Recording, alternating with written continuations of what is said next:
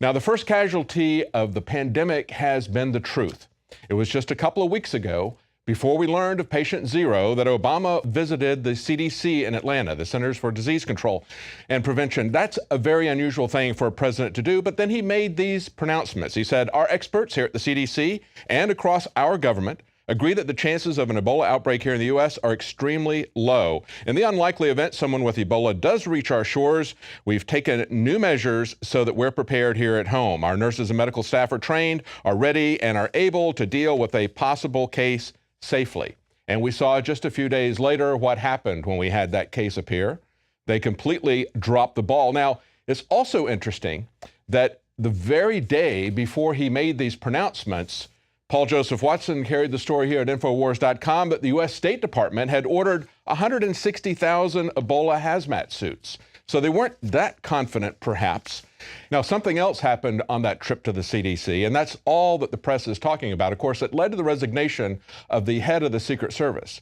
While at the CDC, Obama got into an elevator with a private security person who was armed at the time, and the Secret Service did not know it. But what they're not talking about is the fact that he's visiting the CDC. That in and of itself is highly unusual for a president, as well as the pronouncements that he's made. Now, of course, Chris Matthews is not very happy about the fact that he was assured by President Obama. Yet again, one of his promises doesn't come through. That tingle in his leg, I guess, is starting to turn to a fever. He had this to say to Ezekiel Emanuel. The president said it would be unlikely if we had a case in this country. Unlikely to have even one case. Want to get back and see the tape again?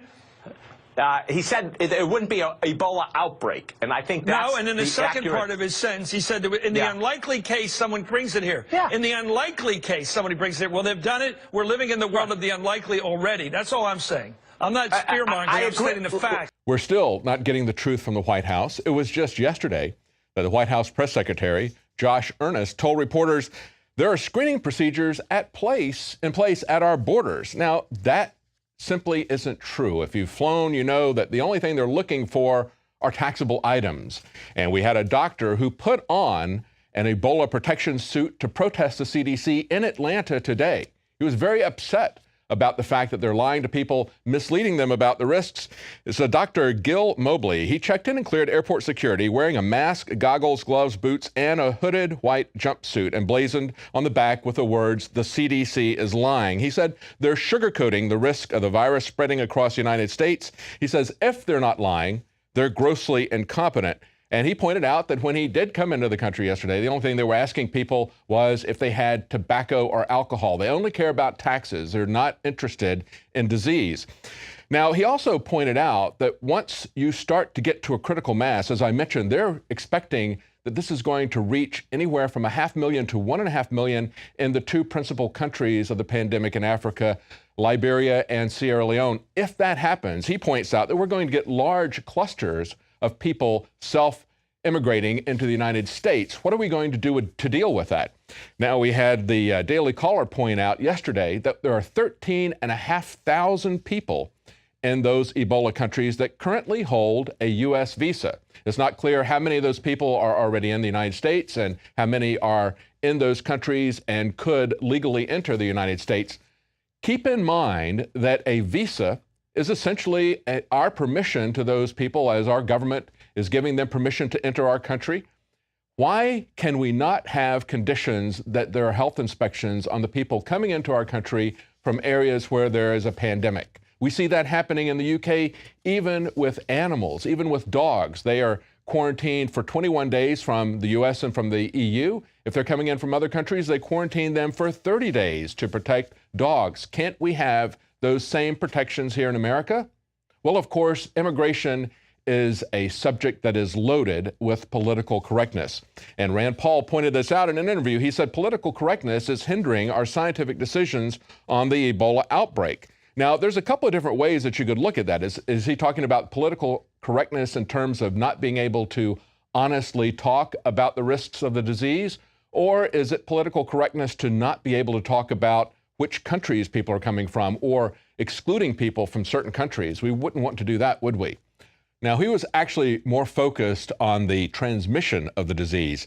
He said, I really think it's being dominated by political correctness making sound, rational, scientific decisions on this. We should not underestimate the transmissibility of this.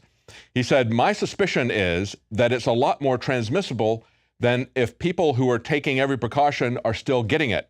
There are people who are getting it who are simply helping people get in and out of a taxi cab. And of course, that is true. That's what we've been saying. Why have there been over 300 doctors and nurses who have died in that country? Is it simply carelessness? Is it fatigue? Or is it that they don't understand all the modes of transmission? Well, in a story breaking this afternoon from Paul Joseph Watson on Infowars.com, he points out that experts are saying that Ebola could be transmitted at a distance from infected victims. He quotes the doctors who put out the report saying, we believe there is scientific and epidemiologic evidence that Ebola virus has the potential to be transmitted via infectious aerosol particles, both near and at a distance from infected patients, which means that healthcare workers should be wearing respirators, not simply face masks. Making reference to controversy about whether Ebola virus can be transmitted via aerosol, the authors of the study assert that the current understanding that Ebola can only be transmitted by direct contact with virus-laden fluids is incorrect and outmoded. Absolutely. I believe that is true. I believe they don't understand fully the modes of transmission, and certainly those risks are not being communicated to the people in the countries adequately, and we're not seeing it truly and adequately given to the people of America because they simply don't believe that we can handle it. They think we're going to panic. Well, telling people lies and pretending that there aren't any problems when there really are is a surefire way to create hysteria and panic because you've lost your credibility. They're not going to believe you even when you tell the truth. But of course, there's another part of political correctness about that. We saw this from Nancy Pelosi just in the last couple of days at a press conference, again, on the issue of immigration, not necessarily about Ebola. They asked her about illegal aliens, and she pushed back on the reporter, and she said, are you referring to undocumented people in the United States? And the reporter responded, yes, ma'am, illegal aliens. And she said, oh, undocumented people, okay? That's what we see. That's the kind of political correctness that prevents us from actually addressing the reality of the situation, whether it's illegal immigration for economic reasons or for health reasons. Remember that the AP reversed itself just within a short 6-month period. They had defended the use of the term illegal alien, and when they first did it, they said that it makes it look like the illegal presence of the people that they're talking about is simply a matter of minor paperwork. That was the director of the AP that said that back in October of 2012. 6 months later, they reversed their position and said they would no longer use the terms illegal alien. They would only talk about undocumented workers. Jay Leno had it right. He said they're actually undocumented Democrats. Well, it's not just the political correctness. It's not just the semantics of saying it's not airborne when it's actually aerosols. It's also a crackdown, outright confrontation on free speech. And we saw this with Nancy Pelosi's press conference when she came down for a photo op at San Antonio. And Joe Biggs went down there as an InfoWars reporter to try to ask her questions and was kept at a distance. They had to shout questions out to her. That's the way they control press conferences. That is standard operating procedure everywhere. It was just a couple of days ago that we had a reporter in Wisconsin who was creeped out and mad at the Obama Democrats who tried to attempt to stop her from talking to a crowd. Now, bear in mind, this is a reporter from a newspaper that had endorsed Barack Obama in 2008. They're very friendly to him. Yet she complained on Facebook and Twitter that aides to Michelle Obama and Democratic gubernatorial candidate Mary Burke told her that she could not talk to the crowd at a Burke event in Milwaukee. And what she said is, to say that I was creeped out is an understatement. This is what reporters do in America. We speak to people. At least that's how I've been doing things at all kinds of political events since 1979. Well, that's the sad state of affairs that we have. It's not enough that the White House press secretary tells us outright lies about how they're supposedly protecting us at the border. We're not allowed to talk to most government officials. Even the public information officers will refuse to talk to us in most cases at InfoWars. They don't even allow friendly reporters now to talk to audience members. That's the amazing suppression of freedom of speech. It's going to get much worse if people like this reporter don't stand up and expose this. Stay with us. Right after the break, we're going to take a look at the ZMapp vaccine. It's been touted as a possible cure for Ebola, and they're ramping up production. It's the usual suspects: U.S. military, big tobacco, the Gates Foundation. Is it effective? Stay with us. We'll be right back. Introducing the first proprietary oxygen-based intestinal cleanser, OxyPowder, backed by FDA-approved phase 1, 2, and 3 clinical trials.